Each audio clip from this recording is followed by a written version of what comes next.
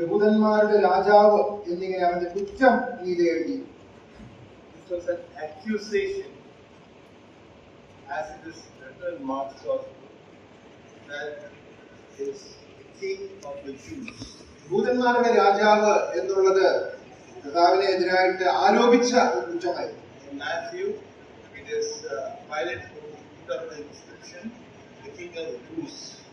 നമ്മുടെ സുവിശേഷത്തിലെ പിലാത്തോസാണ് ആ കുറ്റസംഗതി എഴുതി മറച്ചത് യഹൂദന്മാരുടെ രാജാവ് എന്നുള്ളത് വായിക്കുന്നു. The blasphemy accusation from the Jews was that he called himself God and he called himself king of Jews.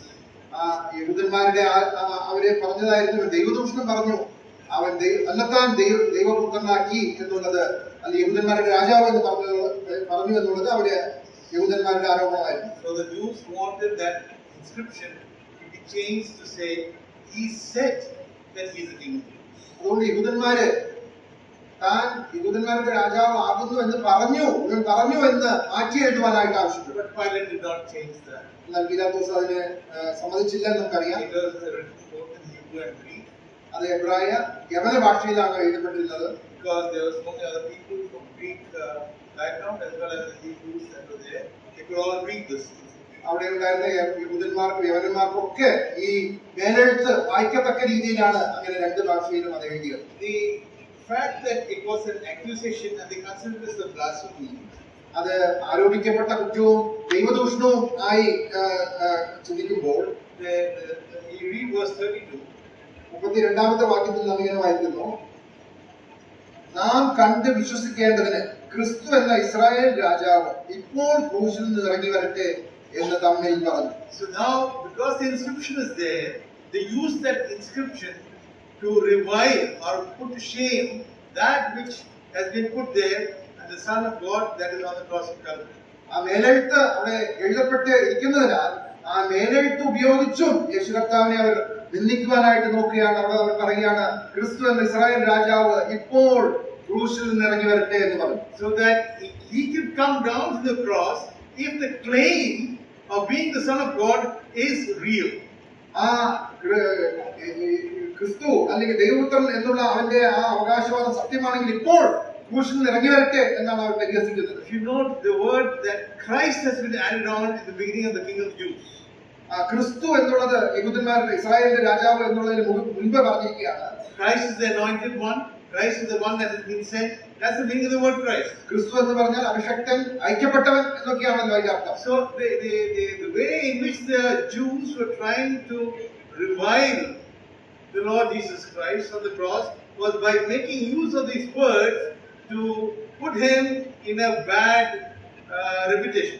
അതുകൊണ്ട് ഈ കുറ്റസംഗതിയുടെ പേരിൽ കർത്താവിനെ നിന്ദിക്കുവാനായിട്ട്, കർത്താവിനെതിരെ വീണ്ടും നിന്ദയും പരിഹാസവും ഏൽപ്പിക്കുവാനായിട്ട് യഹൂദന്മാർ ശ്രമിക്കുക. As we were reminded, if you come to verse 39, എന്നാൽ 39ാമത്തെ വാക്യത്തിലേക്ക് നാം കടന്നു വരുമ്പോൾ നമ്മൾ ഓർത്തുകൊണ്ടിരുന്നതുപോലെ അവനെ എതിരെ നിന്നിരുന്ന ശതാധിപൻ അവൻ ഇങ്ങനെ പ്രാണനെ വിട്ടത് കണ്ടിട്ട് ഈ മനുഷ്യൻ ദൈവപുത്രനായിരുന്ന സത്യം എന്ന് പറഞ്ഞു. he gave up his ghost, that is, he himself gave up his ghost.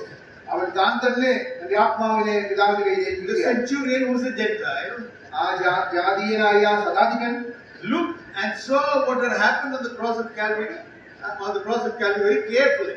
ആ ശതാധിപൻ ക്രൂശിനെതിരെ നിന്നിരുന്ന വളരെ ശ്രദ്ധിച്ച് കർത്താവായ യേശു പ്രാണനെ വിട്ടത് അതൊക്കെ കാണുകയാണ്. And see how the Spirit of God writes it for us. Truly, this man was the Son of God. അവന്റെ പ്രതികരണം നോക്കുക, ഈ മനുഷ്യൻ ദൈവപുത്രനായിരുന്നു സത്യം എന്ന് പറഞ്ഞു. That was the words that came out from a Gentile centurion. ആ ജാതീയനായ ഒരു ശതാധിപന്റെ വായിൽ നിന്ന് വന്ന വാക്കുകളാണ്. The fact we do know that the person on the cross of Calvary was the Son of Man, the form of man that died. നമുക്കറിയാം, Calvary ക്രൂശിൽ മനുഷ്യപുത്രൻ മനുഷ്യനായി വന്ന ദൈവപുത്രനാണ് നമുക്ക് വേണ്ടി മരിച്ചത്. Son of God, God cannot die. ദൈവത്തിന് മരിക്കുവാനായിട്ട് സാധിക്കില്ല. And that form of man was a representative of us, a substitute for us. ആ മനുഷ്യപുത്രനായി കടന്നു വന്ന ദൈവപുത്രനായ യേശുക്രിസ്തു നമ്മുടെ പകരക്കാരനാണ്, നമുക്ക് വേണ്ടിയാണ് അവൻ കാൽവരിയിൽ. That is what we heard just recently, just before me. അതാണ് നമ്മളിപ്പോൾ കേട്ടുകൊണ്ടിരുന്നത്. The substitution is so important because we cannot be part of that suffering which we are due to by punishment. ഒരു പകരക്കാരൻ നമുക്ക് അത്യാവശ്യമായിരുന്നു. കാരണം ആ ശിക്ഷ നമുക്ക് ഏൽക്കുവാനായിട്ട്, നമുക്കതിന് പരിഹാരം വരുത്തുവാനായിട്ട് സാധിക്കുകയില്ലായിരുന്നു. Apostle Paul refers to these sufferings. ഈ കഷ്ടാനുഭവങ്ങളെ അപ്പോസ്തലൻ പൗലോസ് ഇങ്ങനെയാണ് വിവരിക്കുന്നത്.